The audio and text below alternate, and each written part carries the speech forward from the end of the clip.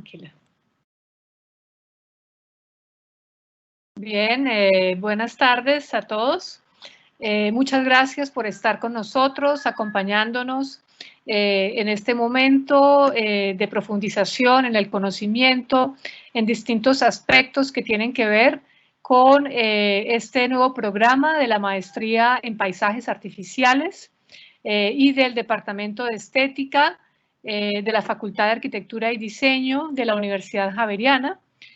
Para quienes no me conozcan, mi nombre es Iliana Hernández García, soy profesora del programa y el día de hoy nos acompañan el profesor Edgar González, quien hará la conferencia, también el profesor Raúl Niño, el director del Departamento de Estética, y el profesor Jaime Hernández, también profesor del programa.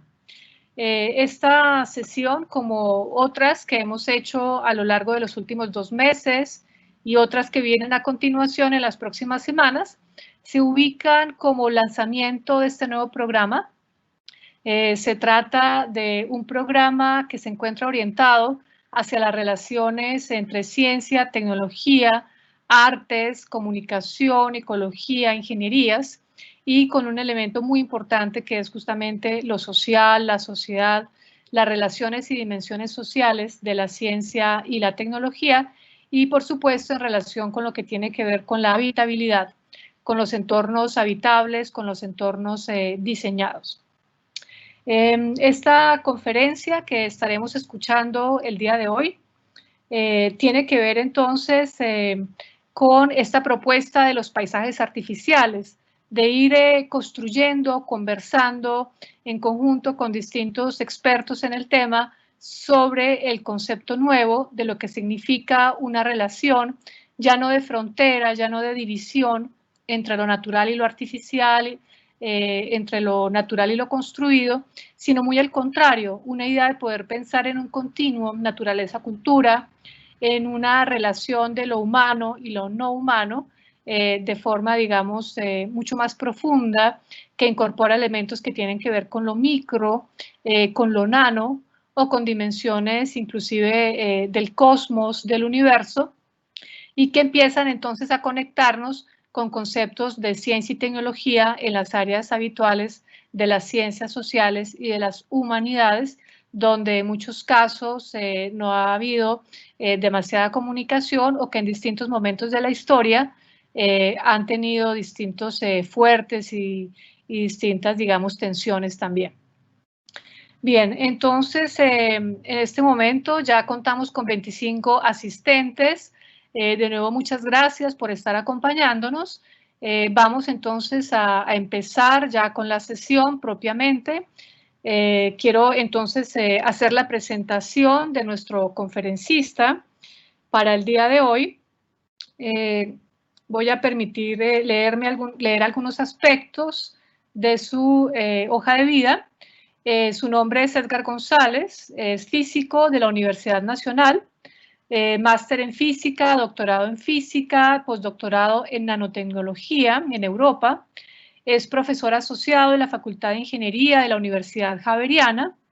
Es director del Grupo G Nano, miembro de la Academia Colombiana de Ciencias Exactas, Físicas y Naturales. Es editor del journal Nanoscience and Technology, coordinador de la red de Nanocolombia, es miembro del Global Council, director del Centro de Ciencia y Tecnología Nanoescalar, Nanocitec, es investigador senior de Colciencias, investigador en el área de sistemas cuánticos nanoscópicos, computación cuántica y nanomateriales, entre otros de sus campos, y será profesor también de la maestría en paisajes artificiales. Esta conferencia de hoy, que pretende ser un abrebocas para lo que será este programa, tiene como contenido la idea de la relación entre las ciencias matemáticas naturales y el arte, y especialmente el concepto y la percepción de la creatividad, especialmente en cómo podemos pensar la forma y el comportamiento asociado al movimiento a diferentes escalas en una perspectiva de creatividad, de una otra creatividad bastante específica. Bien, entonces, ¿cómo vamos a proceder? Es de la siguiente manera. Vamos a escuchar al profesor Edgar y a continuación vamos a responder las preguntas, o el profesor las responde. Las preguntas ustedes las pueden escribir en el chat, en este icono que tiene un símbolo de interrogación al costado derecho de sus pantallas. Pueden ir anotando las preguntas a partir de cualquier momento y al final de la exposición, el profesor Raúl Niño, director del Departamento de Estética, es quien va a expresarle esas preguntas a Edgar y seguidamente él las contestará. Esta es la mejor forma que hemos encontrado para poder hacer esta sesión. Esperamos que sea lo suficientemente interactiva y de seguro que va a ser muy agradable para todos ustedes. Bueno, muchas gracias, Edgar. Entonces, adelante.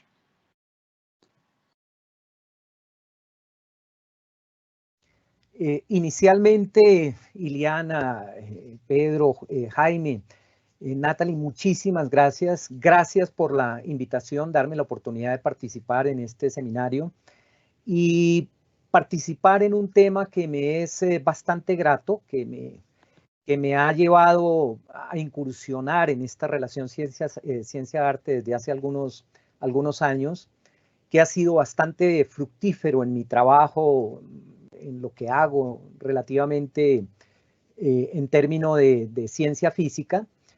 Agradezco a los asistentes, a los que nos están escuchando, y espero tratar de mostrar un panorama desde la perspectiva de lo que podría ser una persona común y corriente que hace ciencia física cuando hace reflexiones, abre escenarios en torno a esta relación tan importante, tan trascendental que sería la relación entre ciencia y arte. Voy a compartir entonces la pantalla aquí. Creo que estamos bien, ¿no? A ver acá. Muy bien.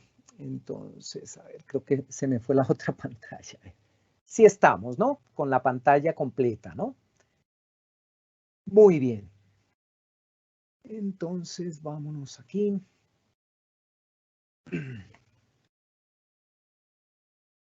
Natalie, ¿está la pantalla compartida? No, Edgar, no está compartida. No la quitaste. Ah, bueno, voy a revisar nuevamente. A ver aquí.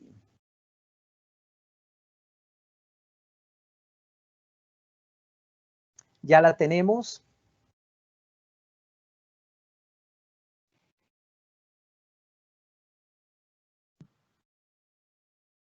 No, aún no. Todavía no, ve extraño. Creo que... Share otra vez. A ver, aquí.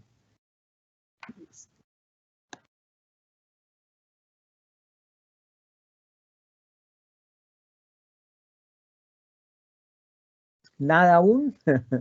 Qué extraño. Ahí está. Sí, ahora sí. Ya está, Edgar.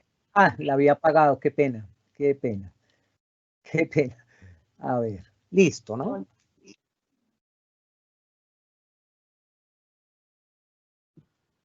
Sí. Listo. Muy bien. Bueno, voy a tratar en esta presentación algunos aspectos que son bastante delicados en términos de colocar un concepto preciso o definición. Cuando hablamos de arte, cuando hablamos de creatividad, cuando hablamos de estos aspectos, algo característico es la gran dificultad y quizá la imposibilidad de una definición. Desde las ciencias naturales, desde las ciencias físicas, matemáticas, tenemos el confort de la definición. Generalmente conceptos que pueden ser definidos pierden ese aspecto de ambigüedad, se precisan de alguna manera dentro de criterios muy estrictos, mientras que cuando hacemos esta injerencia en aspectos como la creatividad, que es algo de lo que hablaré, esta relación, este vínculo entre ciencia y arte, por supuesto que no puedo dar cabida a definición, a una definición que me permita orientar de manera precisa el contexto en el cual voy a tratar estos temas. Es un escenario muy amplio, es un escenario que se presenta para la reflexión, para el debate. Son formas y diferentes puntos de vista de ver esta aproximación entre ciencia y arte.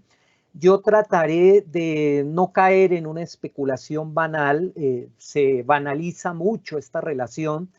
Lo que es el arte en principio se lleva por lo menos a un debate banal en algunos aspectos de relación científica que quiero tratar de evitar. Voy simplemente a presentar reflexiones, voy a tratar de presentar un escenario que nuestra experiencia nos ha mostrado, algunos casos muy particulares en los cuales voy a puntualizar, donde quiero mostrarles la gran importancia que existe en abrir esta dimensión de sensibilidad ante la estética, ante la percepción que tenemos más allá de lo que formalmente hacemos en ciencias naturales.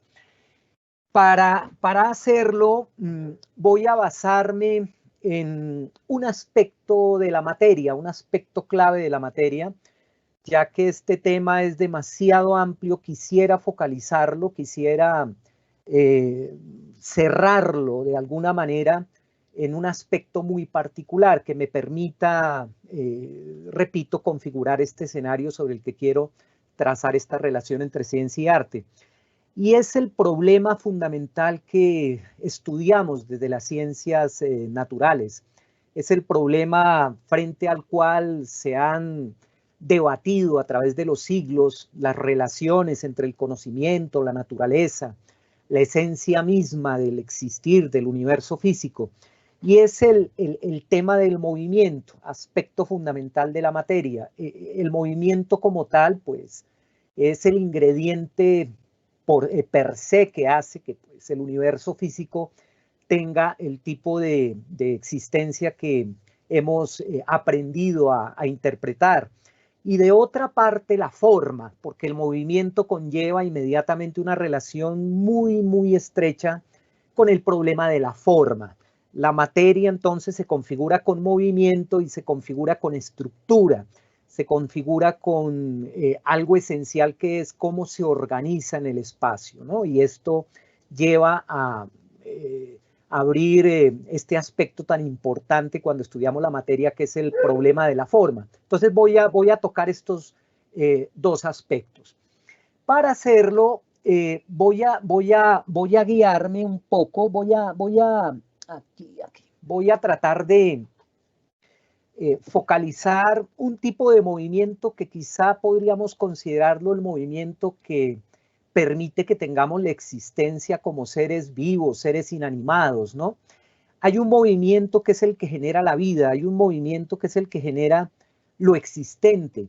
Es un movimiento que ocurre a escalas muy profundas de la materia, es el movimiento que permite que las moléculas se ensamblen, es el movimiento que permite que los objetos a las escalas íntimas de la materia tengan ese tipo de dinámicas y comportamientos que paulatinamente le van dando origen a todo lo existente. ¿Y por qué tomo este movimiento? Tomo este movimiento primero por ser un movimiento fundamental, por ser un fenómeno físico esencial. Segundo, porque está regulado por comportamientos caóticos completamente. Es un movimiento que de ninguna manera hace aparente explicitud con el orden. Sin embargo, vamos a ver que engendra orden.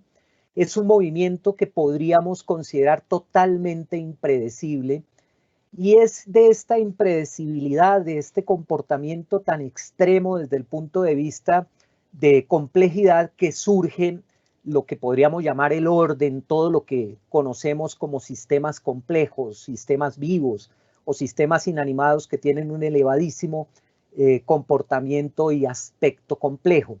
Ese movimiento lo denominamos en ciencia física, en ciencia química como movimiento browniano.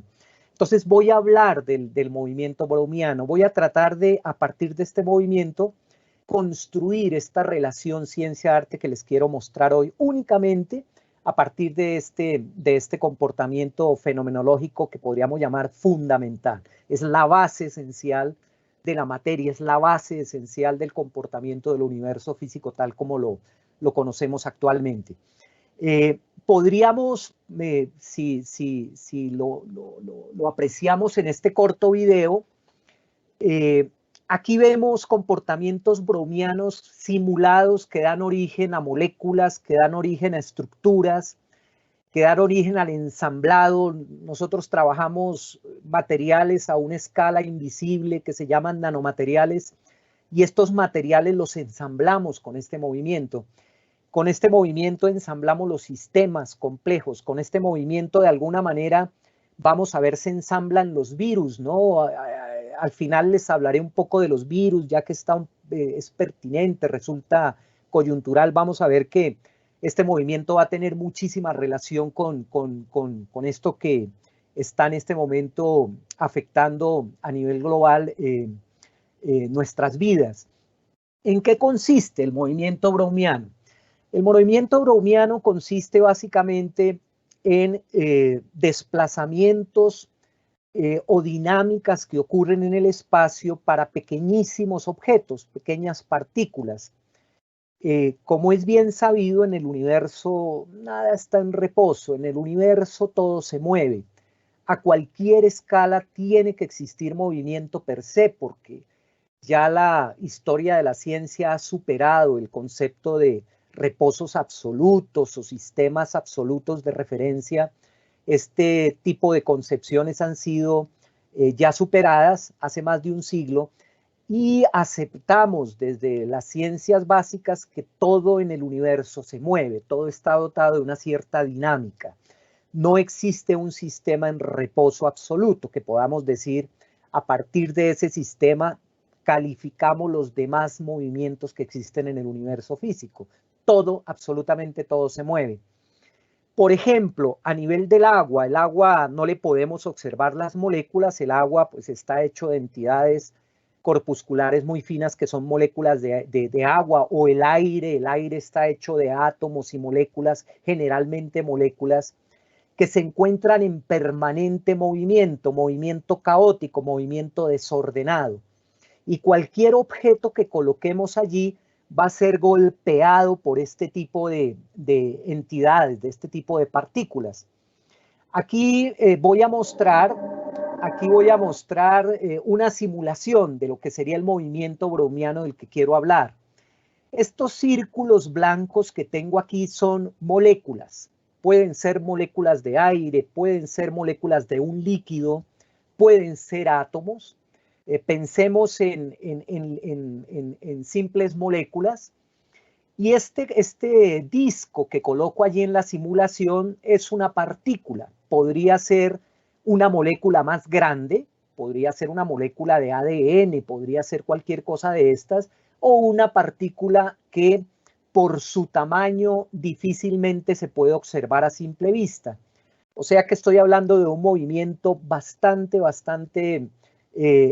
pequeño, bastante interno a nivel de escala. Está produciéndose a una escala muy íntima en la materia, muy íntima, una escala bastante reducida. Estas moléculas se mueven porque tienen que moverse, están sometidas a una energía que llamamos térmica. Eso que llamamos temperatura no es otra cosa sino movilidad de átomos y moléculas. Cuando algo aumenta la temperatura es porque aumenta la movilidad de esas partículas. Y estas partículas van a golpear el cuerpo, van a interactuar con él, pero lo van a hacer de manera muy regular, lo van a hacer totalmente al azar, de tal forma que el comportamiento final va a ser un desplazamiento al azar, va a ser un desplazamiento, podríamos considerarlo totalmente impredecible. En esta posición del cuerpo no puedo saber si el cuerpo en un instante posterior va a tomar hacia la derecha, hacia arriba, hacia abajo, hacia adelante, no lo sabremos. No es posible predecir el comportamiento de dicho movimiento porque se trata de un movimiento totalmente caótico, totalmente impredecible, causado por fuerzas, esas fuerzas que golpean la partícula. Aquí tenemos un coloide o un frasquito que tiene agua y en ese líquido, en agua, flotan unas partículas muy pequeñas que por su tamaño las llamamos nanopartículas. Son bastante pequeñas. Estas partículas son de plata, son partículas hechas con este material y se encuentran flotando en agua porque tienen un tamaño muy pequeño. Son partículas unas 800 veces más pequeñas que una célula. Son muy pequeñas, miden, es decir, es como tomar 10 átomos o, bueno, una un poco más grandes, unos 100 átomos. Si colocáramos 100 átomos en hilera, esos átomos tendrían la longitud de 100 átomos puestos uno después de otro, tendrían más o menos una longitud similar al diámetro de estas partículas. Son muy pequeñas, no se pueden observar a simple vista. Si observáramos por un microscopio que se llama un microscopio de campo oscuro porque genera un fondo negro, iluminamos las partículas y lo que vemos son destellos de luz, vamos a observar el movimiento de esas partículas de plata excitadas o golpeadas por las moléculas de agua. Es lo que llamamos un movimiento browniano. Esta sería la dinámica de esas partículas. Ustedes pueden notar que se trata de un movimiento bastante irregular, bastante irregular. Algo interesante allí es que nunca estas partículas van a estar en reposo. Aparentemente en ese líquido nada se mueve. Cuando vemos un líquido con estas partículas suspendidas allí, no vemos nada extraño. Vemos es un color que tienen estas partículas, que es un color amarillo verdoso, pero no le podemos observar ningún tipo de desplazamiento o movimiento a estas partículas porque no las vemos. Si las pudiéramos observar flotando en el líquido, estarían en permanente movimiento, dotadas de completa y total condición de impredecibilidad.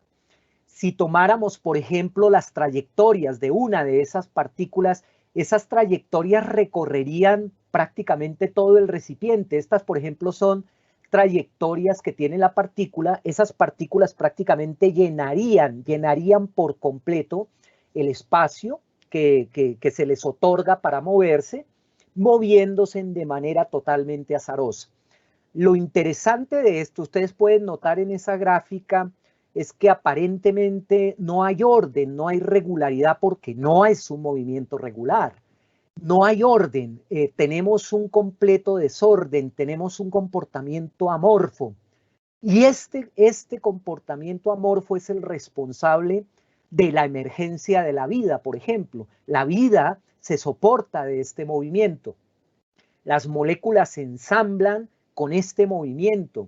Es decir, este es el motor de la vida, este es el motor que le da de alguna manera el soporte para que los átomos y moléculas de los que estamos hechos se ensamblen y generen los sistemas tan complejos que sabemos muy bien son los seres vivos, ¿no? Se tratan entonces de comportamientos, repito, bastante desordenados, muy propios del azar, rigurosamente del caos, el caos definido como aquello que es impredecible, aquello que no puede de alguna manera, no podemos tener suficiente información para poder hacer pronósticos, para poder saber a ciencia cierta cuál es el comportamiento futuro. Entonces vamos a empezar con este movimiento irregular a armar patrones, a armar estructuras que tengan ya algún comportamiento que le podamos asociar orden. Y una forma de asociarle orden es a través, en física es muy importante este concepto, a través de la simetría.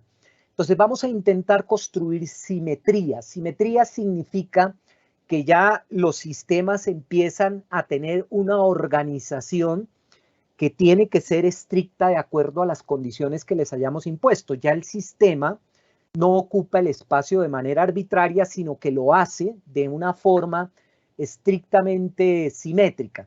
Entonces vamos a armar una primera consecuencia importante del movimiento browniano, que es lo que voy a llamar árbol browniano, porque va a tener la forma de un árbol. Y voy a empezar con estos árboles a mostrar a lo que quiero llegar posteriormente, que es en este concepto tan importante que es la estética.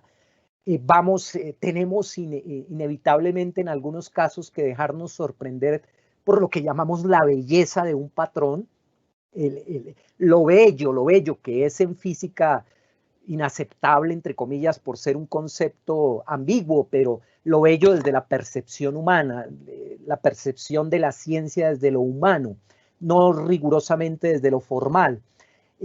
Para formar, por ejemplo, un patrón, para armar esto que llamamos árbol browniano, vamos a hacer lo siguiente.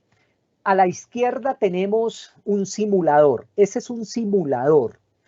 Y a la derecha es el árbol generado. Esto que ustedes ven allí son nanopartículas de plata que hemos generado a través de movimientos brownianos. Y estos árboles en nanotecnología son muy importantes para dispositivos y sensores. Este árbol que ustedes tienen a la derecha, que está hecho de plata, son partículas de plata. Les voy a mostrar una amplificación. Mire, este sería ya con microscopía electrónica. Ustedes pueden notar las peloticas allí, las pequeñas estructuras casi esféricas, no son esféricas, que se ordenan como siguiendo un patrón allí bifurcado, ¿no? Son nanopartículas de plata que se van a empezar a colocar de manera organizada, primero siguiendo una línea central y a partir de ella haciendo bifurcación. Y esas bifurcaciones no son arbitrarias, esas bifurcaciones obedecen ciertas sucesiones, ciertas series, ciertos parámetros que se pueden matematizar. Entonces, a la izquierda tenemos acá nuestro simulador, todas estas manchitas que se ven allí, estas partículas, ¿por qué se colocan allí en colores? Esto es un simulador, no es real, pero las coloqué en colores porque ahora les voy a mostrar que las partículas de plata, si les pudiéramos observar el color, cambiaría dependiendo del tamaño y dependiendo de esa forma que tengan. Por eso allí pongo diferentes colores porque todas no son del mismo color. Si ponemos a correr el simulador, ustedes empiezan a notar que se empezó desde el centro a formar como un núcleo a partir del cual se condensa el árbol. Fíjese que las partículas se empiezan a pegar al azar, se pegan al azar, se van pegando al azar y van armando poco a poco, van generando, van produciendo las correspondientes ramificaciones que son las que se observan en la fotografía con microscopía de la derecha. Es muy fácil aquí en el simulador observar la semejanza, ¿no? La semejanza que tiene el sistema obtenido con el sistema de nanopartículas de plata. Aquí es fácil notar que estas bifurcaciones que aparentemente parecerían carecer de algún tipo de simetría, la simetría existe. Lo que pasa es que no la podemos apreciar geométricamente. Esta simetría no es tan simple de apreciar. Si uno empezara a evaluar, por ejemplo, para qué longitud se van formando ramificaciones, empezaríamos a encontrar relaciones matemáticas muy especiales, muy propias de este tipo de estructuras que nos muestran que hay implícita una simetría que ahora la vamos a apreciar de manera un poco más explícita, porque esa simetría aquí no se observa con facilidad. Ustedes observan simplemente una mancha, aparentemente una mancha sin una organización o un orden perfectamente bien definido. Aquí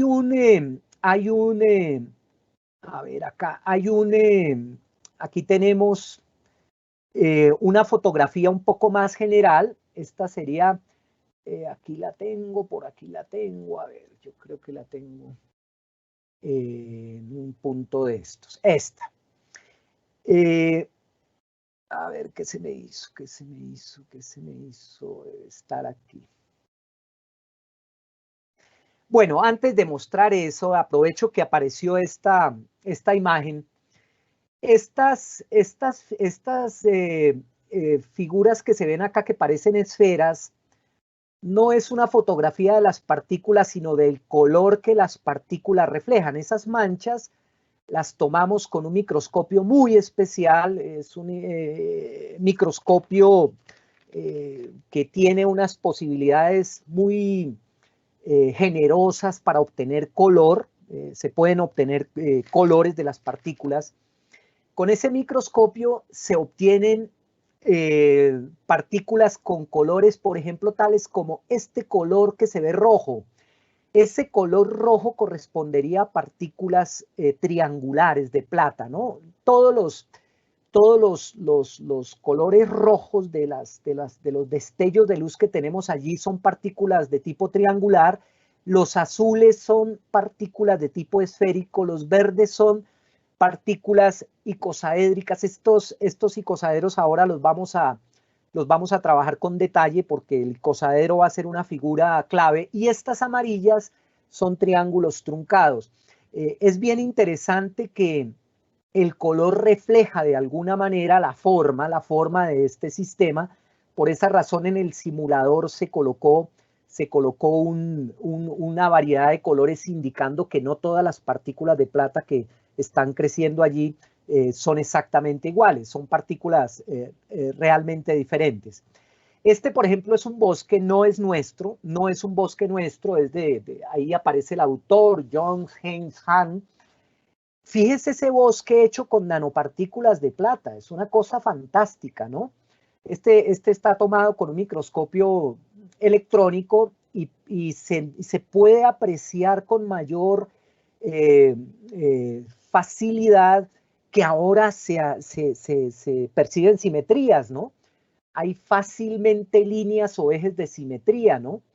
Son verdaderas hojas, ¿no? Hojas arbóreas que ya dibujan un patrón ordenado, ya dibujan cierto orden, que de alguna manera queda completamente expresa. A mí se me perdió la fotografía que quería mostrar, que sería ya una fotografía general del... Bueno, esto que observan aquí, que ustedes lo habrán visto muchísimo, son simetrías de crecimiento de árboles fractales que se observan a diferentes escalas a las que estoy presentando aquí. Esa tomada con satélite artificial del Himalaya, por ejemplo, muestra toda la parte montañosa del Himalaya, y en realidad es fácil notar que son crecimientos similares a los que obtuvimos por movimiento browniano. Aquí lo interesante es que no actúa una causa similar a la que produce los crecimientos anteriores sobre nanopartículas. Aquí las causas son geológicas y sin embargo los patrones geométricos que se obtienen son similares, lo que indica que esa ocupación espacial de estos árboles es independiente de la causa que los produce. A cualquier escala se pueden dar estos árboles. Ahí vemos patrones de crecimiento neuronal en los pulmones, son patrones que tienen ese tipo de comportamiento de tipo árbol browniano.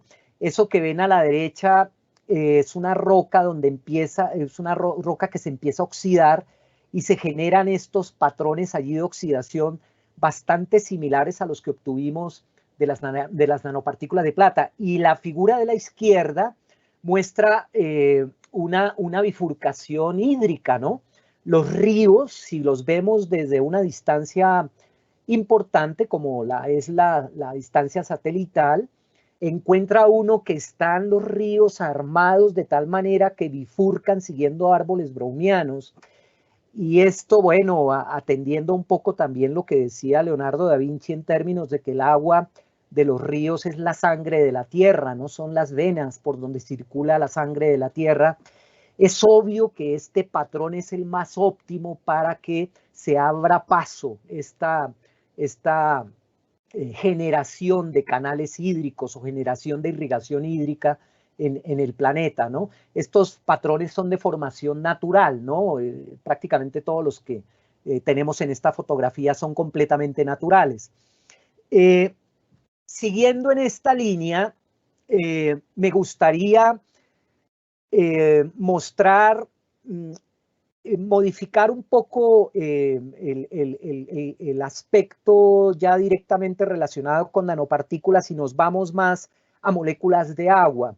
Voy a bajar un poquito la escala, pero voy a seguir en esa línea, ¿no? En esa línea de crecimientos como los que estamos observando. Esto que ven ahí es un crecimiento de un cristal de agua, ¿no? Estos cristales yo los produzco, es un laboratorio chiquitico que tengo acá. Les voy a mostrar el árbol. Este es un laboratorio que utilizo para fotografía, ¿no? Es básicamente un recipiente. Aquí hay un líquido especial saturado con una sal que permite que el agua a temperaturas como las de Bogotá pase a fase sólida, ¿no? O sea, yo no necesito bajarle a esto la temperatura de 5 grados bajo cero, 10 grados bajo cero, que es donde el agua empieza a generar patrones de crecimiento importantes. Aquí básicamente con una sustancia apropiada se logra a temperatura ambiente producir crecimientos, ¿no? Crecimientos ya de moléculas de agua. Y aquí participa el movimiento browniano. Estos crecimientos que se producen acá son los que muestra aquí la fotografía, ¿no? Entonces aquí se empiezan a producir estos, de alguna manera, patrones y vuelve y juega, ¿no? Si hacemos un acercamiento, ustedes notan de nuevo exactamente la misma tendencia de configuración que en el caso anterior, ¿no? Vuelven a aparecer patrones de simetría, da la sensación de que hay ejes centrales en torno a los cuales empiezan a emerger patrones de simetría o crecimientos similares a hojas, ¿no? Yo tengo una fotografía que tomé cambiando colocando la cámara de tal forma que me generara un color azul y logré un cristal. Aquí uno puede lograr cristales muy interesantes, similares a los que uno obtendría, por ejemplo, con este caso, cristales de esta forma, ¿no? Esto que tengo aquí es una fotografía de nanopartículas de plata que ya no las hicimos crecer en forma dendrítica, sino las hicimos crecer de manera en forma de estrella, de 6 puntas, ¿no? El número 6 en ocasiones es un poco especial para estos crecimientos. Estas son, por ejemplo, estrellas de plata o partículas de plata que uno logra crecer, eso se hace con electroquímica, se logran crecer estas partículas generando patrones un poco diferentes en simetría a los que vimos anteriormente. Y de estos patrones son los que uno generalmente observa en el agua, ¿no? Que son los cristales de nieve, ¿no? Los cristales de nieve son estructuras, yo, perdónenme, no conozco algo de mayor belleza, simetría y geometría que un cristal de nieve, ¿no? Es lo más cercano a la pureza en términos de simetría, ¿no? Es el estatus más alto de lo que podríamos llamar estética en simetría, ¿no?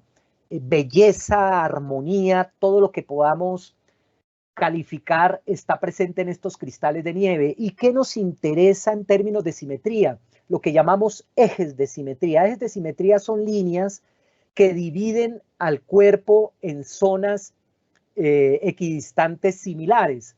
Aquí, por ejemplo, tenemos ¿cuántos ejes de simetría?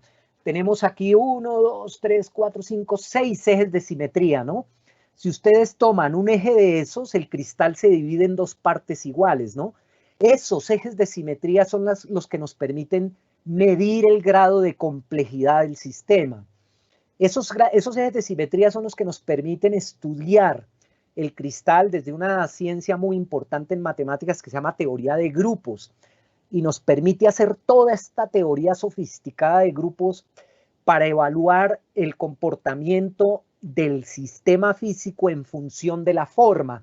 Es decir, dependiendo del su número de ejes de simetría, dependiendo de la simetría, de la manera como se organiza en el espacio el sistema, eso va a determinar el comportamiento físico que dicho sistema va a tener. Entonces, con este tipo de simetría, encontré en ese recipiente en ese recipiente que les mostraba, encontré un cristalito y tomé esta foto, ¿no? Esta foto me gusta mucho porque es el balance entre el desorden y el orden, ¿no? Todo lo que ven ustedes ahí es formaciones cristalinas que se dan en ese frasquito, ¿no? Si uno se pone con un microscopio a mirar el interior del frasquito, encuentra uno cristales de todo tipo, encuentra uno formaciones de todo tipo, pero esta me gustó muchísimo porque de alguna manera contrasta, ¿no? El orden a partir de lo que aparentemente llamamos desorden, a partir de eso browniano, a partir de eso que carece por completo de ejes de simetría, de repente emerge la pureza máxima en simetría, que es un cristal de nieve, ¿no?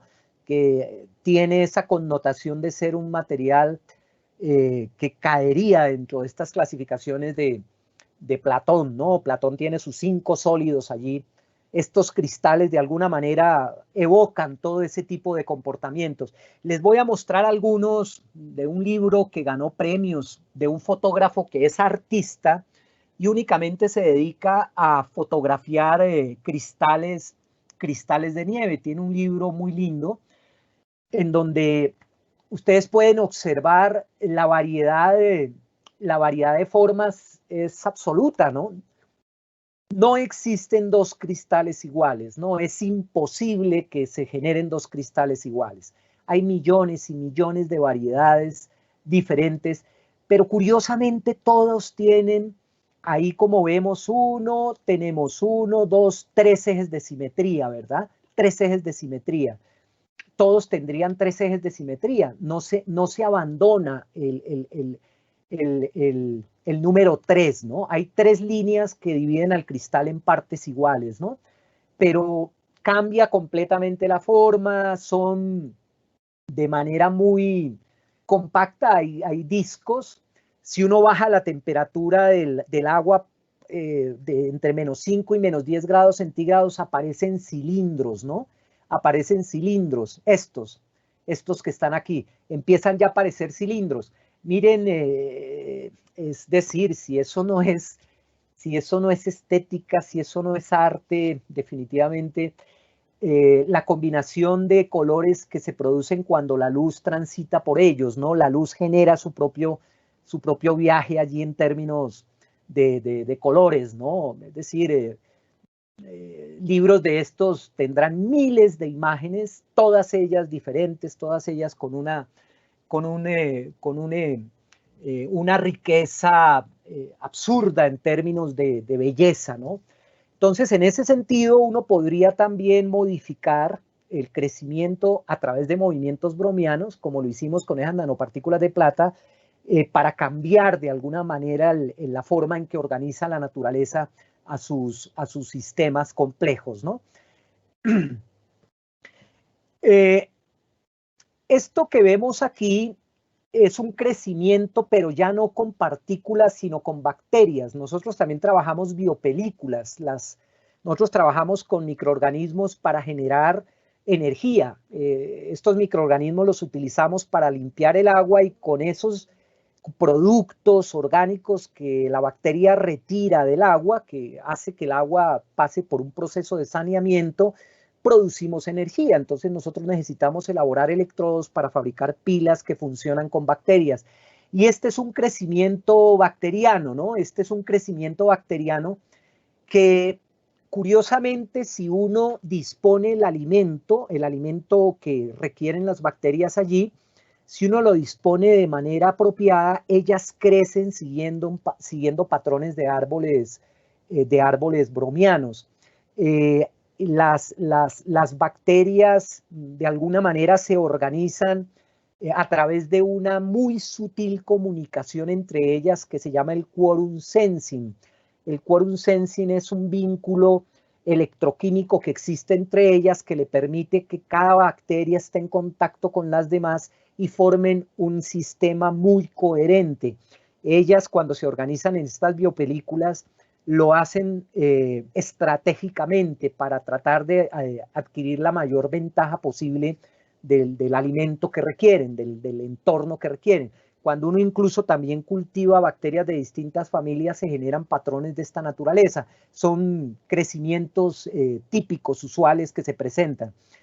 Este año se publicó un artículo muy lindo, muy lindo. Esto que ustedes ven ahí, que parece una flor, el autor de este trabajo, que el group leader es Liyan Xiong, el autor de este trabajo decía que la belleza del patrón que obtuvo, esto que ustedes ven ahí son bacterias que crecen bajo ciertos patrones de combinatoria, por ejemplo, colocando diferentes familias de bacterias y cambiando un poco, repito, la disposición del sustrato donde crecen estos microorganismos, obtuvieron estructuras que, según él, dice, el patrón me sorprendió y comencé a preguntarme cómo las células bacterianas pueden interactuar entre sí para convertirse en artistas, ¿no? La palabra arte empieza a linkearse porque en principio esto es arte, ¿no? Es arte expreso en microorganismos que no tienen la intencionalidad, pero frente a la percepción humana apreciamos una simetría, apreciamos una belleza formidable, ¿no? Son sistemas de crecimiento que tienen un poco similitud con lo que hemos visto en términos de los copos de nieve. Y antes de que el tiempo empiece a acabarse, vamos hasta las 3, Iliana, ¿le parece? Hasta las 3 vamos. Sí. 10 minutitos más, perfecto. Vamos a hablar muy rápidamente de otro tipo de patrón organizado, simétrico, que de alguna forma es pertinente, que nos lleva, repito, a una reflexión bien interesante en términos de lo que es la economía del espacio, la economía de recursos, frente a la consecución de los patrones esenciales para que un sistema complejo tenga su máximo provecho, su máxima funcionalidad. Voy a hablar muy rápidamente aquí de unos seres microscópicos, un poco los reyes de este planeta, que son los virus, ¿no? Los virus. Los virus son sistemas que se organizan de manera muy simple, son sistemas de una simplicidad muy considerable. Hay por ejemplo, un tipo de virus muy específico que es este que les estoy mostrando acá, que está hecho con un icosaedro. Ese icosaedro es una proteína que protege el código genético que el virus necesita proteger y que tiene metido en su interior. Esta estructura se llama la cápside del virus, la cápside. ¿Y por qué este virus utiliza esta estructura? Voy a mostrarles el por qué razón. A ver, prendemos acá.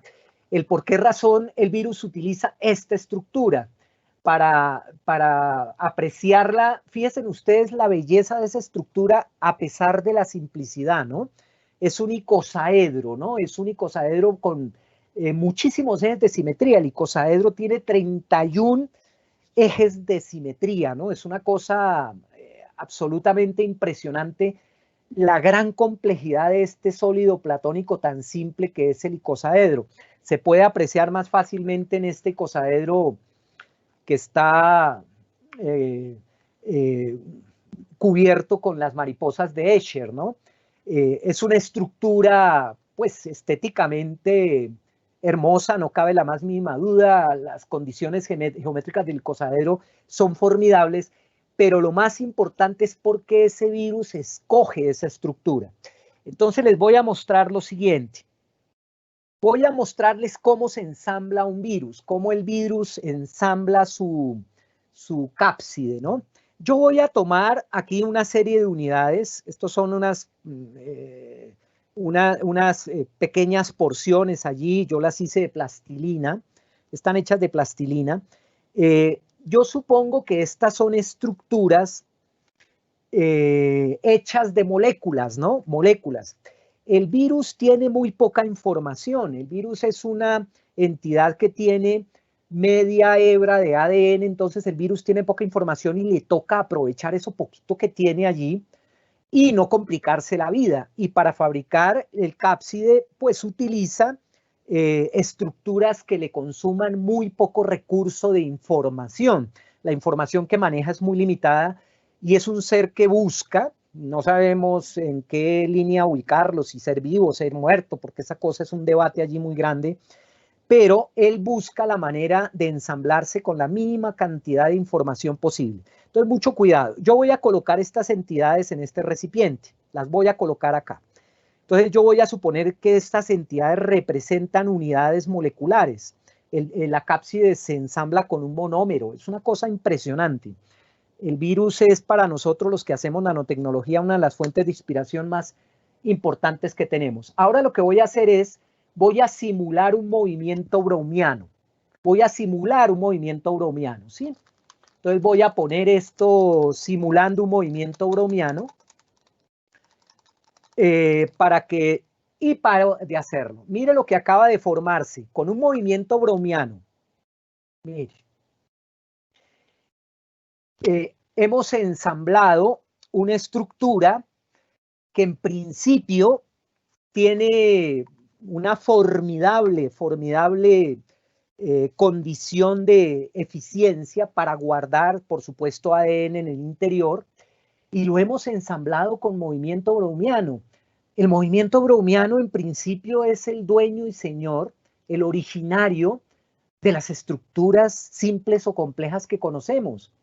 Este sistema viral que guarda su ADN en el interior de esta cápside, lo podemos ver aquí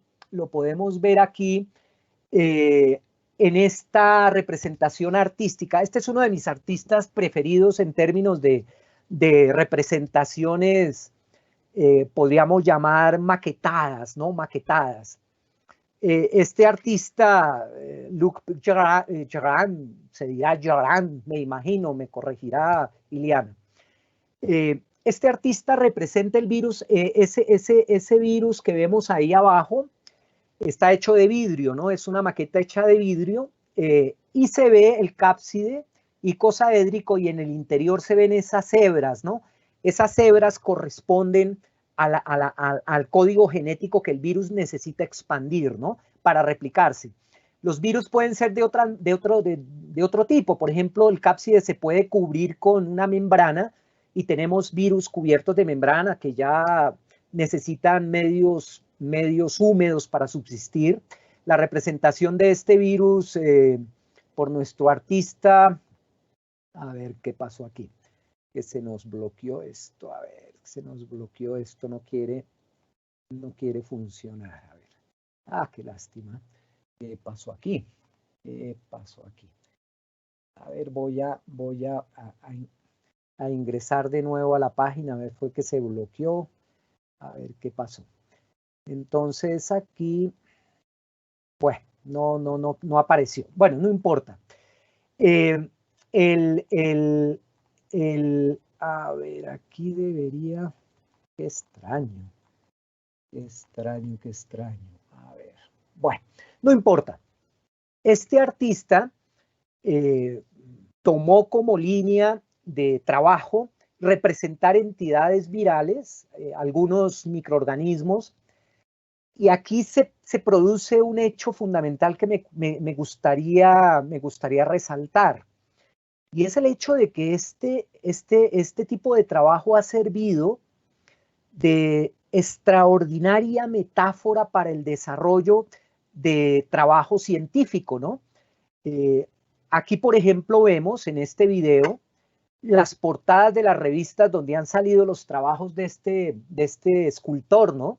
En revistas de muy alto impacto, ¿no? Ustedes saben que el científico, su máximo logro es conseguir una portada de revista, más si la revista es de alto impacto, ¿no? Y él lo que consigue es llevar a las portadas de las revistas, a las revistas más importantes, llevar su trabajo. El arte se expresa de una manera bastante explícita en lo más granado que tiene la ciencia, que es sus revistas de investigación, ¿no? Son revistas de investigación que exportan de alguna manera lo que sería la representación artística de lo que es esta entidad llamada el virus. Luc recibió el premio recuerdo creo en el 2015 recibió el premio de la institución más importante de imanología médica de los Estados Unidos. Imagínense, lo premian los virólogos que hacen imanología, ¿no? Los que trabajan premiaron a Luc Gerand por su trabajo, que consiste únicamente, y la intención de él es expresar de manera artística uno de los sistemas más simples y a la vez más contundentes que tenemos en la naturaleza, como es el virus, ¿no? Yo les quería mostrar el COVID-19, que él ya lo hizo, pero no me quiso salir. Él ya lo hizo, pero aquí les muestro un poco. Él hizo una versión ya del COVID, está expuesta, ya está expuesta.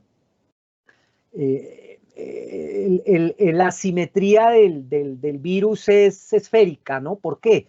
Porque él usa una membrana, ¿no? Él no tiene cápside icosaédrica. Los virus más difíciles de combatir son los que tienen la cápside icosaédrica desnuda.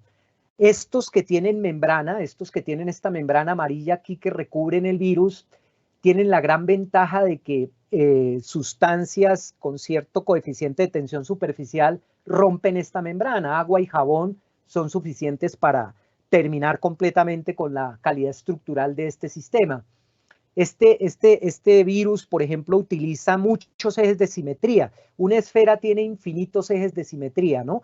Cualquier línea que pase por el centro ya es un eje de simetría y lo necesita para poder anclarse a la célula que va a infectar desde cualquier posición, ¿no? Estos son los sistemas de anclaje que reconocen el receptor para pegarse allí, internalizarse dentro de la célula y producir de alguna manera generar su papel, que es descargar el código genético que tiene metido dentro, lo descarga y automáticamente pues empieza a generar lo que ya sabemos. La idea fundamental del virus es replicarse, es tratar al máximo de obtener la mayor replicación posible en el menor tiempo posible.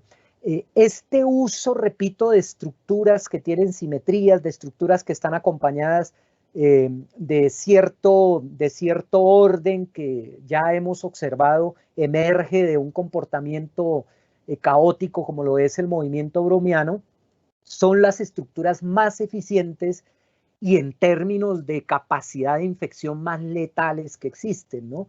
Es decir, en principio aquí no cabe la más mínima duda que la escogencia de este tipo de simetrías y este tipo de estructuras no se da de manera arbitraria, son generadas por evolución, por muchos años de evolución, y evidentemente eso nos debe llevar a pensar un poco en el papel que ellas juegan. Listo, Iliana, listo. Bueno, muy bien, excelente. Hay mucho que decir, pero el tiempo es muy asimétrico. Entonces, esperamos las preguntas, Iliana. Sí, adelante, Raúl, por favor. Edgar, muchas gracias por la conferencia, muy interesante, muy ilustrativa. Gracias. Tengo más o menos unas 12 preguntas y voy a tratar de acopiarlas. Dijéramos que voy a comenzar como por la última que hicieron y es acerca de esta última exposición que tú estabas haciendo de los virus. Si tú conoces o se puede entender hoy en día, por ejemplo, la organización de los museos u obras de arte que han aplicado o que estén aplicando la forma de los virus. Sí. Por ejemplo, en este museo de Nueva York, el Metropolitan, ¿no? El Metropolitan Museum de Arte, el Metropolitano de Nueva York, tiene esta obra de cristal exhibida. Yo no sé si la retiraron ya, pero sé que duró mucho tiempo o probablemente esté exhibida. Hay una obra también de cristales de virus que está en el Museo de Arte y Ciencia de Singapur. En Singapur montaron en el Museo de Ciencia y Arte una exposición muy orientada hacia esta extraordinaria simetría y geometría que tienen las estructuras virales, ¿no? Pero el representante, podríamos decir, el padre del arte escultórico para los virus es el Luc Gerand, ¿no? Él es quizá el que sepamos el que ha trascendido y el que el que ha abierto este escenario de que el virus sea también una fuente de metáfora, ¿no? Admiramos el virus pese a lo letal que resulta en algunos casos, pero no deja de ser una metáfora de aprendizaje formidable. Sí hay en el mundo varios, sobre todo museos de arte y ciencias, estos museos de tipo arte y ciencia que tienen exposiciones donde se fomenta el conocimiento de los virus a partir de su representación, ¿no?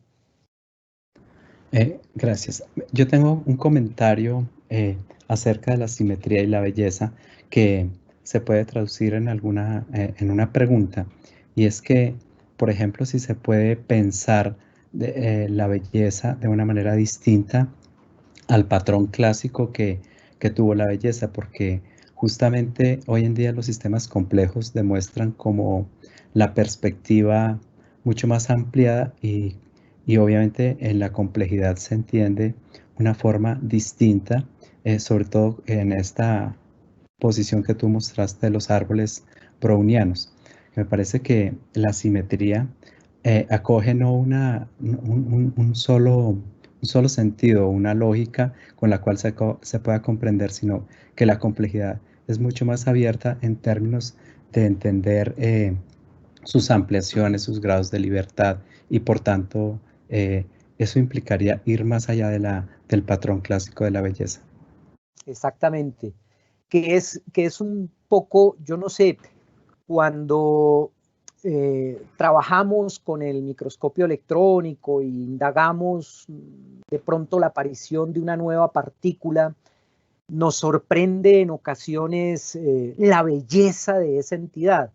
Es decir, en principio esa sensibilidad frente al asombrarse y a la sensibilidad frente a esto que llamamos belleza es un alimento muy importante, ¿no? En nuestro trabajo, que en ocasiones se vuelve muy rutinario, en nuestro trabajo que hacemos en ciencias naturales, ¿no?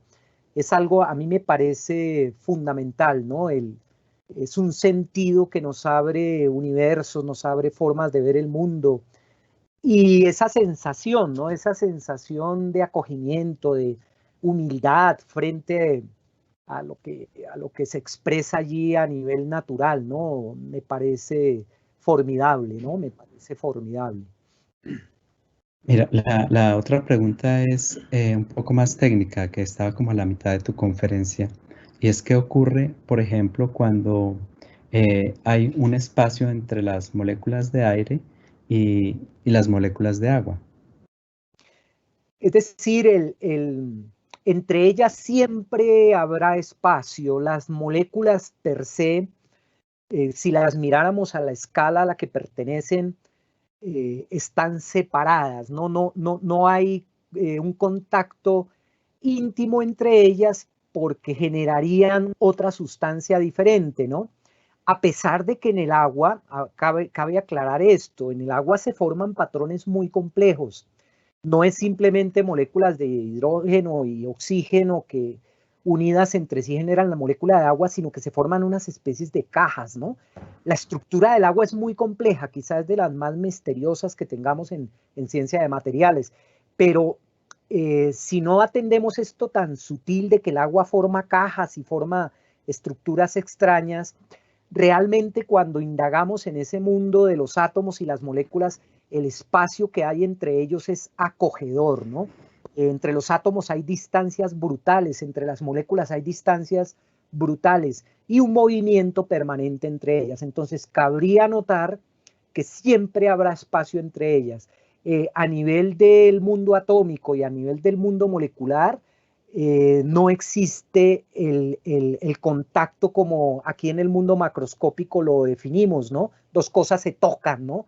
Allí nada se toca, nada, absolutamente nada se toca. Hay distancias formidables entre un electrón y un protón, es colocar una manzana y un mosco a 2 kilómetros de distancia dando vueltas, ¿no? El espacio que hay entre un núcleo y sus electrones es absolutamente sombrío, es brutal, ¿no? Entonces nada allí es continuo, ¿no? Hay espacios brutales entre los átomos y moléculas, ¿no? No se tocan. Mira, Edgar, otra pregunta es que si se puede calcular, por ejemplo, la masa de las partículas. Sí, sí, nos toca. Tenemos que calcularla y la balanza que se usa es indirecta. Una forma de hacerlo es sacarle una fotografía a la partícula, medir, por ejemplo, si la partícula es semiesférica, mide uno el diámetro, con ese diámetro calcula el volumen y conociendo la densidad del material del que está hecho, despeja uno la masa. Entonces la masa uno la obtiene de manera indirecta, con el tamaño. Hay muchas técnicas diferentes para obtener la masa porque la necesitamos, la masa se necesita, ¿no? Entonces la puede uno medir con relativa facilidad. Mira, que si es posible entender el caos no como un fenómeno regido por el azar, sino como un comportamiento que está por fuera del entendimiento humano. El problema del caos rigurosamente es un fenómeno que ocurre cuando perdemos la capacidad de predicción, ¿no? ¿Y por qué la perdemos? La perdemos porque perdemos la información necesaria para poder hacer esa predicción. Pero per se, en el movimiento caótico todo está determinado, es determinístico, todo está determinado. No se ha elaborado una teoría consistente de caos indeterminístico. Entonces, en ese sentido, podríamos decir que el problema que tenemos cuando definimos el caos es la pérdida de información para poder, con esa información, predecir los estados futuros. El problema es que un computador que utilizamos, por ejemplo, para evaluar a los sistemas físicos, nos da un determinado número de decimales, ¿no? Y no nos da todo el número que necesitaríamos, no es posible. Como no tenemos sino una información parcializada, no podemos en principio predecir el comportamiento subsiguiente, porque una de las características del caos es que es muy sensible a pequeños cambios. El fenómeno es muy sensible, como dicen los entendidos, a las condiciones iniciales. Entonces, un pequeño cambio, por mínimo que sea, ya el sistema evoluciona en una dirección completamente diferente. Como no tenemos toda la información completa porque estamos restringidos, no tenemos algo que nos dé toda la información, perdemos la capacidad de predecir. Es eso el caos. Caos es perder esa capacidad de predecir. Pero en sí, per se, el fenómeno natural está determinado por leyes, está determinado por fuerzas, colisiones. Todo en el caos es racional. Todo en el caos es formal. Se puede formalizar, se puede matematizar, pero no predecir, ¿no? Ese es el ingrediente fundamental del caos, que es diferente al azar, ¿no? El azar o la contingencia ya no es determinística.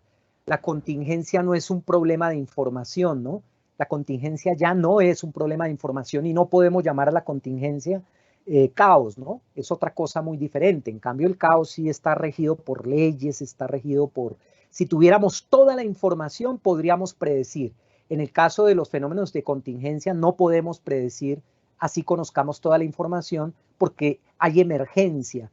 Es decir, aparecen cosas que yo no tengo en el estado actual, aparecen en el proceso, y no soy capaz de alguna manera de determinar esas nuevas cantidades de información que aparecen allí, no las puedo determinar. Pero en el caos sí, en el caos se puede hacer estudios, pero no predicciones. No se pueden hacer predicciones porque no tengo la información, ¿no? Entonces el caos sí es racional, el caos se puede racionalizar, ¿no? Es ciencia formal, ¿no? Aquí hay una pregunta orientada como al color de las partículas, si dependen del movimiento o de la morfología a su vibración. Qué bueno. Rigurosamente de la morfología. El movimiento no produce cambios notorios sobre el color. Cabría notar que las partículas carecen de color, o sea, las partículas per se no tienen color, pero cuando les pega la luz, algunos colores son absorbidos y otros son dispersados. Y vemos es el color que la partícula no aceptó, el que dispersa, ¿no? Y ese color, claro, como la partícula se tiene que pensar como una especie de cajita allí que resuena, ¿no? Es como una cajita de resonancia. que como si fuera una caja musical de una guitarra, simplemente con ciertas tonalidades resuena, con otras no. Entonces ciertos colores resuenan y se quedan dentro de esa cajita, otros colores no resuenan y son dispersados. Ese es el color que vemos. Y por supuesto que lo que se queda o lo que se dispersa depende de la forma. No es lo mismo un cubo que una esfera. En una esfera seguramente se atrapan distintos colores a los que se pueden absorber en una esfera, ¿no? Entonces depende el color rigurosamente de la forma. Y esta otra pregunta sobre la aplicación y uso de los nanomateriales a futuro. Preguntan si es posible en los contextos cotidianos llegar a usar estos materiales y cuáles son sus posibilidades.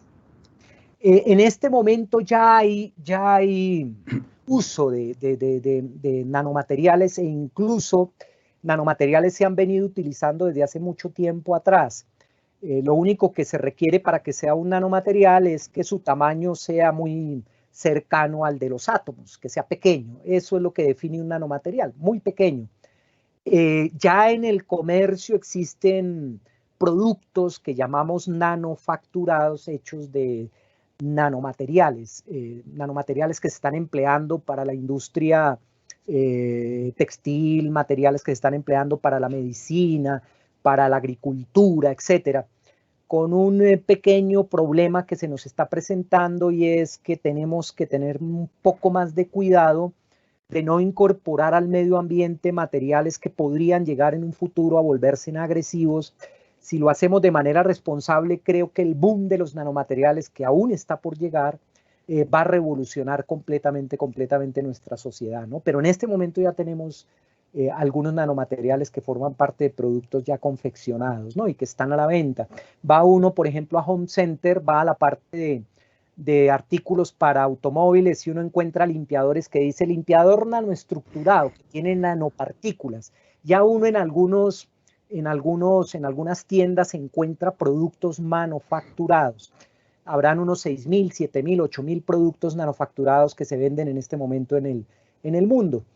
Pero repito, en lo que estamos en este momento trabajando es intentando tener un poco más de prudencia y regulación para no incorporar de manera desafortunada nanopartículas al ambiente. Las nanopartículas nunca deben migrar al ambiente, jamás. Si una nanopartícula ingresa al ambiente, ahí tenemos problemas. Las nanopartículas deben estar confinadas, deben estar total y absolutamente aseguradas, porque movilizarlas al ambiente es crear concentraciones indebidas de materiales que son muy activos, por su tamaño son muy activos, y que no sabemos, porque de los materiales no conocemos mucho sobre su impacto tóxico, ¿no? No sabemos cómo afectan al ser humano, no sabemos cómo afectan a la biota, a los seres vivos, ¿no?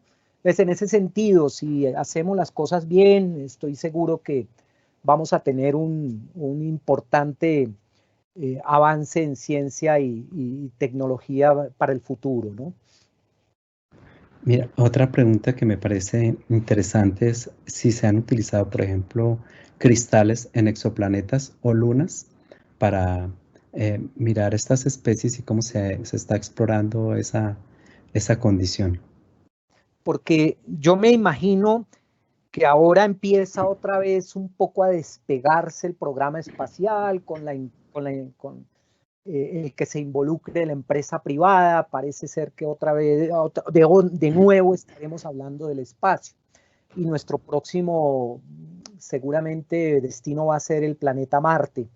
Hasta ahora, de lo que tenemos, frente a lo que se ha recopilado, frente a lo que han traído de la Luna, lo que han traído en imágenes de Marte, simplemente imágenes, nos hace pensar que es poco lo novedoso en términos de nuevos materiales, aunque en la Luna sí se han detectado algunos materiales que son muy escasos en la Tierra, ¿no? Pero lo que uno esperaría para exoplanetas es encontrar formas diferentes, ¿no? Sin embargo, la intuición nos diría que para conseguirlo, las condiciones tienen que ser diferentes, y algunos planetas efectivamente las tienen, ¿no? Muy diferentes a las condiciones de la Tierra, porque si se dan condiciones similares, casi lo esencial empieza a aparecer, ¿no? El agua, y empiezan a aparecer los cristales y formaciones de este tipo. Pero no sé hasta dónde, con la exploración que ahora empieza como a cobrar vigencia, empecemos a descubrir probablemente con sorpresa que hay muchos más elementos de los que conocemos hasta el momento, ¿no? Y que se encuentran afuera, ¿no? Esperemos que sea así, ¿no? Sería bastante estimulante encontrar variedades diferentes, ¿no? En morfología y en composición, ¿no? Gracias, Edgar. Dejé este último comentario, pregunta, como para cerrar. Nos hicieron 37 preguntas a la fecha. Y entonces me parece importante esta cuestión, la relación arte y ciencia.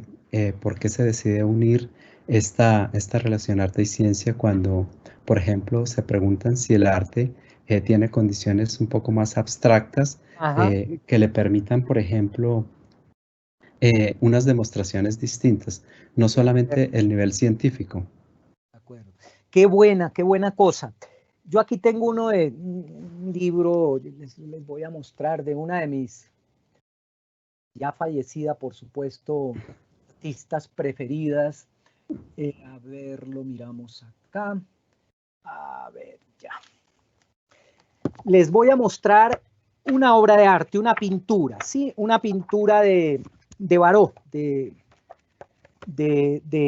Remedios Baró. Es una de mis pintoras predilectas.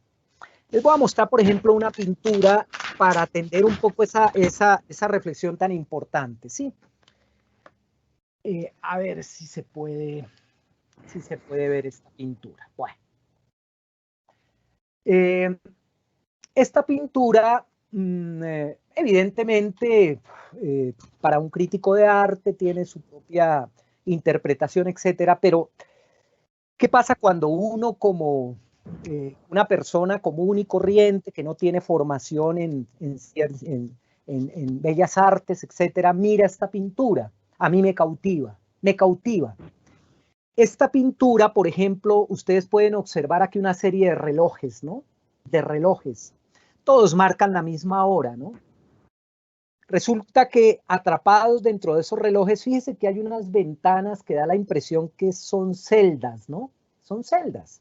Está atrapada este personaje, ¿no? El personaje... Perdona, interrumpo, Edgar. No se está viendo. ¿Tú puedes compartir pantalla o mostrarla a la cámara, que es un libro? Qué pena, qué pena, qué pena, yo aquí hablando. A ver, claro que sí, claro que sí. Sí, a ver qué pasó acá. A ver, nuevamente. A ver. Ah, sí, se había salido la cosa. Se había salido, a ver, acá. Y ahora no me... A ver. Qué extraño acá. Ve y pico. Pico. Nada todavía, ¿no? No, ya ahora sí. Ahora sí. Pues, no. En pequeño la vimos por un momento. Se desapareció otra vez. Sí, creo que sí, creo que sí. Sí, ¿no? Ahora sí. Listo.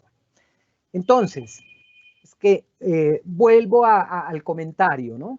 Esta obra de arte, calificada ella como surrealista, etcétera, algunos consideran que no, era de la escuela surrealista, etcétera, no vale el debate aquí. Lo que importa es la percepción que, repito, cualquier persona podría tener de esta obra de arte, y en particular la que puede tener una persona como yo, que soy amante de estas cosas sin serlo, sin ser artista, pero que me sensibiliza mucho. Y mire el vínculo tan interesante que se estrecha aquí. Repito, aquí hay una serie de relojes, todos estos relojes encierran un personaje, ¿no? Aquí se ven como ventanitas que indican que es una celda, ¿no? Están encerrados, ¿no?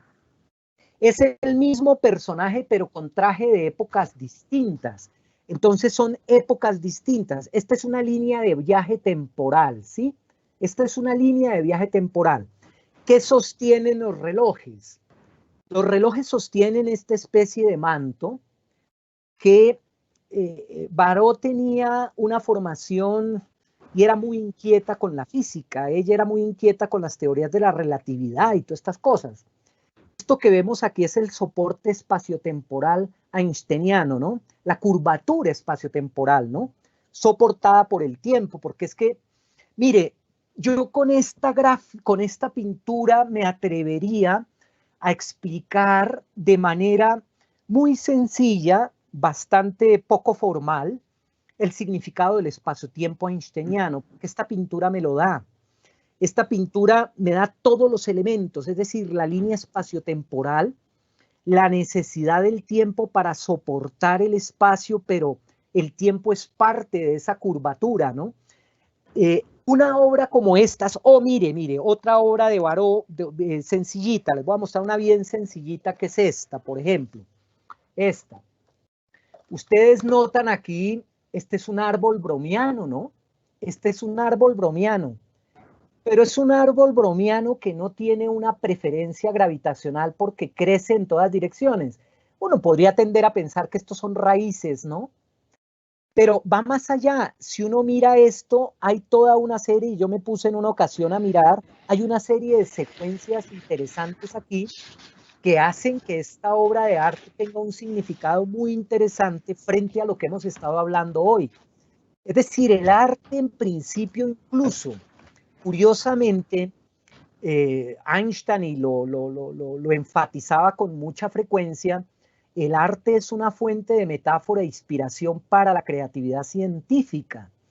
El arte per se, de alguna manera, nos abre escenarios y nos abre puertas para poder resolver o poder correlacionar fenómenos que todavía no hemos podido interpretar porque no tenemos la metáfora, no tenemos el modelo o no tenemos esa estructura que no la hemos visto, que lo simplemente formal no permite dejar ver, lo simplemente formal no es suficiente. El arte puede ser un camino, con toda certeza, puede ser un camino que abre esa puerta para que de alguna manera tengamos la opción de explorar esa posibilidad. Mire, les quiero mostrar acá algo, no quiero alargar mucho esto, pero me gustaría mostrarles, por ejemplo, acá, este es un trabajo que se hizo hace unos años, hace algún rato, con el director del Museo de Bellas Artes en esa época de Caracas. El director del Museo de Bellas Artes conoció un trabajo que hice con un colega español de fotografías tomadas sobre partículas con color y quedó como muy impactado. Y bueno, él escribió este artículo que se llama Revelando lo imperceptible, arte y ciencia, diálogos y diferencias.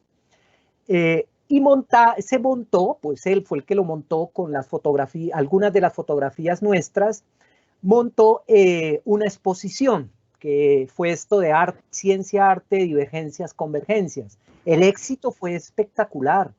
Es decir, tanto de artistas como de personas del área de las ciencias, etcétera, el debate, la discusión, por lo menos lo que significa de alguna manera, a ver si esto no se me congela, estas son, por ejemplo, algunas obras de arte que él escogió para su muestra. Y mire, no quiero hacer aquí comparativas ni cosas de esas porque la idea no es mostrar que el artista hace cosas similares a las que hacemos nosotros con un microscopio. Este cuadro de Eliana Ceballos es un grabado por etching, por oxidación. Este grabado es un grabado que se parece mucho a esta fotografía de hilos de plata que tenemos aquí abajo, ¿no? Curiosamente, esa fotografía fue evaluada con lo que llamamos un filtro fractal, ¿no? Porque la estructura de esos alambres forma lo que llamamos un filtro fractal. Un filtro fractal es un sistema óptimo para poder purificar agua, etcétera. Ahí se le meten fractales a esa cosa. Y curiosamente, si uno mira el trabajo de Eliana es un filtro fractal que ella no pensó en el momento en que estaba haciendo su trabajo, ¿no?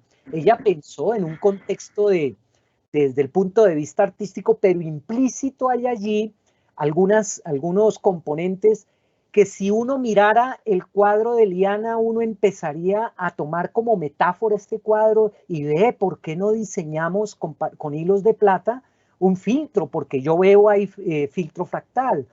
Es decir, el contexto, mire, esta es una obra de Anthony Tapias, algo así. Fíjese la fotografía que está a la derecha, ¿no? Esa chiquita que está a la derecha son nanotubos de carbono y fibras de carbono, pero es interesante, el artista crea mundos, ¿no? El artista crea universos, el artista, pero lo más curioso es que muchos de los universos, sin él, incluso haber tenido la formación, empiezan a tener coincidencias con los universos que se descubren en un microscopio, que de alguna manera tenemos la oportunidad de correlacionar, ¿no? Es decir, arte y ciencia yo sí considero debería ser fundamental, no solamente a nivel de un simple hobby, ¿no? Arte debería ser una herramienta fundamental en los programas de formación, ¿no? A los niños hay que formarlos en estas dimensiones estéticas, no cabe la más mínima duda. Tenemos muy alejado el arte de algo tan importante como es esa relación con la ciencia, porque es una fuente de inspiración y no cabe la más mínima duda de metáfora. Yo considero entonces, frente a esa última pregunta, me disculpan lo extenso, pero vale la pena, repito, respetando, hay que tener cuidado con respetar el contexto que impone la ciencia física, etcétera. No nos metemos con esas divagaciones porque no tiene sentido hacerlo. No es de esa perspectiva de si el arte se puede matematizar, etcétera, aunque Leonardo da Vinci era el que decía, únicamente me pueden apreciar los matemáticos, ¿no? Una cosa así decía Leonardo da Vinci. Pero en esencia, más que eso, más que si el arte es formal, no formal, ese debate no cabría, no tendría sentido. Lo mismo, sacar a la ciencia física de su contexto, que es una ciencia formal, es una ciencia consensual, todavía se mantiene dentro del positivismo de la verificación experimental, etcétera. No podemos cometer el gran riesgo de hacer ambigüedades allí, no. Colocando esta relación en su debida posición, una fuente de metáfora, es una fuente de inspiración y evidentemente de sentimiento humano. Yo pienso que aquí prima la sensación humana que nos produce un cuadro como este de los relojes de Baró, ¿no? A mí ese cuadro me emociona demasiado porque veo la relatividad expresa, ¿no? Veo todo el contexto completo, ¿no? Entonces sí me parece pertinente, ¿no? El debate y la reflexión, y muchas gracias por esa oportunidad que me dieron aquí. Me siento muy feliz. Hoy me siento muy contento hablando de algo que me apasiona, ¿no? Bueno, Edgar, sin abusar más de tu tiempo y de tu genialidad, No, para nada. Yo quisiera hacerte una pregunta y no sé si Ileana al cierre tenga otra pregunta. Pues a mí me parece que, por ejemplo, en los paisajes informales, artificiales, toda esa forma amorfa, que ya la vemos justamente en las condiciones espaciales de nuestras ciudades, ya no en partículas, sino en elementos, en objetos, en edificios, en casas, en personas. ¿Tú cómo ves la informalidad? ¿Cómo se daría, por ejemplo, la cohesión de esos procesos integrales en torno a lo amorfo? Porque de alguna manera, es decir, lo amorfo es curioso, ¿no? Lo amorfo, cuando uno lo evalúa, de alguna manera lo requerimos, lo necesitamos, ¿no? La virtud que tiene lo que para nuestra formación, cultura y nuestra percepción de lo ordenado y simétrico, que es una percepción cultural y es una percepción por formación y probablemente también porque al cerebro le gusta, al cerebro le impacta eso, de alguna manera nos parece mucho más sencillo, más formalizable, más simple, ¿no? Y la relación con ese comentario tan atinado, la relación es como la que hay entre biología y física, exactamente la misma. La física es más una ciencia de lo simple, Nosotros en física tratamos de estudiar sistemas a los cuales podamos tener acceso formal, y para lograrlo tenemos que desvestirlo de la máxima complejidad posible, quitarle toda la complejidad que se pueda, quitar el rozamiento, quitar las interacciones, quitar el número de partículas, etc. Y dejamos al sistema en su máxima simplicidad. Cuando lo tenemos en su máxima simplicidad, le escribimos una ecuación matemática hermosa, bellísima, que nos universaliza, nos da comportamientos universales, leyes, y nos permite ir a la luna, nos permite ir al espacio, nos permite tener celulares. Gracias a eso tenemos lo que tenemos. No cabe duda del éxito triunfal de las ciencias formales, de la ciencia física, de las matemáticas, pero no tocamos más allá de lo simple, ¿no? Y quiero exagerar un poco con lo simple, mis colegas seguramente no les agrada oír lo que generalmente digo a este respecto, pero la física es la ciencia de lo simple. La biología no, la biología es de lo amorfo. La biología ya no es de aquella simplicidad en la cual yo puedo eliminarle componentes, porque si le quito esos componentes pierde sentido el sistema. Allí ya me toca dejar la integralidad un poco intacta, y esa integralidad en ocasiones, me atrevo a decir, no puede ser formalizada matemáticamente. Así que Maturana y todos estos biólogos hacen un esfuerzo importante por llamar la atención de que la biología no tiene por qué seguir el camino de la física, no tiene que a la biología dársele el sentido científico que se le da a la física, porque probablemente el lenguaje de la biología no sea la matemática, que el lenguaje de la biología no es ese. Probablemente la biología trasciende algo más complejo, no lo sabemos, es un debate, ¿no? Entonces la biología con lo amorfo, la ciencia física con lo simple, pero curiosamente en este momento el estado de desarrollo de la ciencia física es tratar de acercarnos al biólogo, porque nos está proporcionando hermosísimas fuentes de metáfora, ¿no? Y es desde lo amorfo que nos estamos alimentando. Poco a poco empezamos a pellizcar lo amorfo, ¿no? Que forma más parte de lo abstracto, desaparecen las aparentes simetrías, desaparece esa aparente belleza, y yo creo que lo amorfo tiene belleza, ¿no? Entonces, entre esto de amorfo y simétrico, física, biología, simplicidad, complejidad, ese es el debate profundo, ¿no? Que van a tener estas ciencias como la física, que se están cada vez metiendo más con problemas de la biología. Al físico ya le interesan los virus, al físico ya le interesan las bacterias, pero esos son sistemas amorfos, esos son sistemas que de alguna manera hay que trascenderlos más allá de simples ecuaciones. Yo no puedo escribir una ecuación para la evolución natural, es decir, en principio yo ya tengo que pensar de una manera un poco más amable con lo que ofrece sistemas tan complejos como eso. Vaya que su pregunta es como para hacer un congreso completo de la confrontación, ¿no? De la gran confrontación entre simplicidad, complejidad, y lo que hacemos, los que hacemos ciencia de lo simple o los que hacen ciencia de lo complejo, ¿no? Vaya. Edgar, muchas gracias, y gracias a todas las preguntas de los asistentes que nos permitieron como estas ampliaciones y justamente tus reflexiones. Gracias, muchísimas gracias. Edgar, muchas gracias. No, Eliana, con todo gusto. Una conferencia excelente. Hemos tenido varios comentarios en el chat de felicitaciones, que realmente es una exposición maravillosa. Tuvimos 39 preguntas. Creo que Raúl hizo un trabajo muy interesante de condensación, sí, y tus respuestas realmente fueron ampliando y fueron bien interesantes.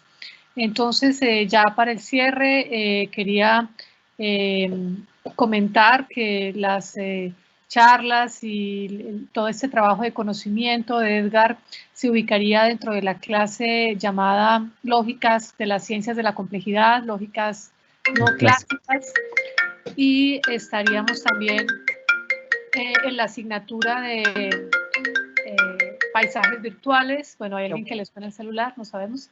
Paisajes virtuales, y entre esas dos asignaturas estaremos haciendo toda esta relación entre ciencia, tecnología, artes, ecología, ciencias sociales. Entonces, pues Edgar, de nuevo, muchas gracias. No, a ustedes, y gracias por tenerme en cuenta y por invitarme al programa, a la maestría. Para mí es un privilegio estar con ustedes. Voy a aprender mucho. Qué amable. Bien, entonces a todos los asistentes les agradezco su participación, su acompañamiento en este espacio. Quiero invitarlos entonces a interesarse por participar de esta maestría en paisajes artificiales. Se encuentran abiertas las inscripciones. Eso estaremos iniciándolo en el mes de julio. Continuamos con las conferencias de este marco de lanzamiento. Les invito a la próxima, que será con un profesor australiano y va a hablar sobre sistemas urbanos complejos. Vamos a tener una línea de continuidad con esta charla en el sentido de hablar de algunos elementos de las ciencias de la complejidad, de la impredecibilidad, de la indeterminación que se están analizando en los espacios informales de las ciudades. Esta conferencia será el día 10 de junio a las 3 de la tarde. El profesor se encuentra en Australia, allá serán las 6 de la mañana, pero una persona realmente muy dedicada y muy importante a nivel mundial sobre todos estos temas. La conferencia será en inglés, pero tenemos, digamos, distintos espacios para hacer pequeñas traducciones y espacios de discusión. Bueno, esto es entonces, muchas gracias a todos y buenas tardes. Gracias también a Raúl, a Jaime, a Natalie y por supuesto de nuevo a Edgar. Gracias, gracias. Chao Natalie, chao Raúl, Jaime, gracias a todos. Chao, chao.